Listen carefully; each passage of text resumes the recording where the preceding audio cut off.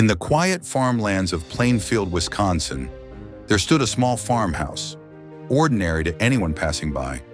But behind those walls was a nightmare the world would never forget. This is the story of Ed Gein, the man who turned fear into flesh, and whose crimes would inspire Psycho, the Texas Chainsaw Massacre, and Silence of the Lambs. But who was Ed Gein? A madman? Or a monster created by the darkness around him? Let's go inside the mind of the butcher of Plainfield. Ed Gein was born in 1906 to a father drowned in alcohol and a mother obsessed with sin, religion, and control. His mother, Augusta, believed the world was evil, that women, except herself, were agents of sin. She isolated Ed and his brother from everyone. No friends, no laughter, just sermons about hell. Every night she would read the Bible to him, not the comforting parts, but the ones about punishment, death, and divine wrath. By the time Ed was 10, fear wasn't just around him. It had moved inside him. When Ed's father died, nothing changed.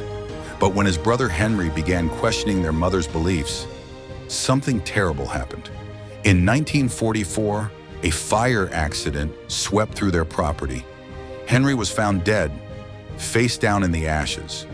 But here's what no one could explain. His head had bruises, not burns. Police ruled it an accident, but neighbors whispered that Ed didn't just lose a brother that day, he removed a problem.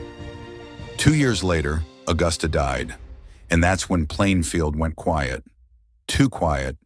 After her death, Ed locked up every room she once used, preserving them like a shrine.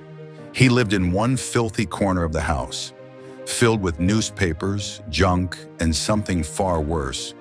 Local townsfolk thought Ed was odd but harmless. He helped with repairs, babysat kids, and smiled politely. But at night he walked to the graveyard, not to visit, but to dig. He exhumed bodies, mostly women, and took pieces home to create something horrifying. Masks made of human skin, chairs covered in flesh, bowls carved from skulls. He said he was trying to bring his mother back, piece by piece. In 1957, a local hardware store owner, Bernice Warden, vanished.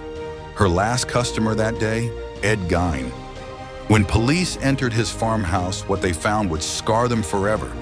Human heads hanging like trophies, hearts in jars, a belt made from human skin, and Bernice's body in his shed.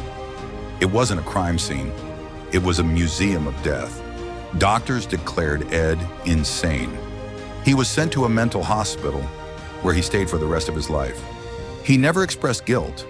He smiled softly when asked why he did it and said he wanted to be close to his mother again. Maybe Ed Gein wasn't born a monster. Maybe one was built inside him. With every word of fear, every isolation, every lie he was taught about love. Today his farmhouse is gone, burned to ashes, but the horror he created still echoes in every dark corner of pop culture.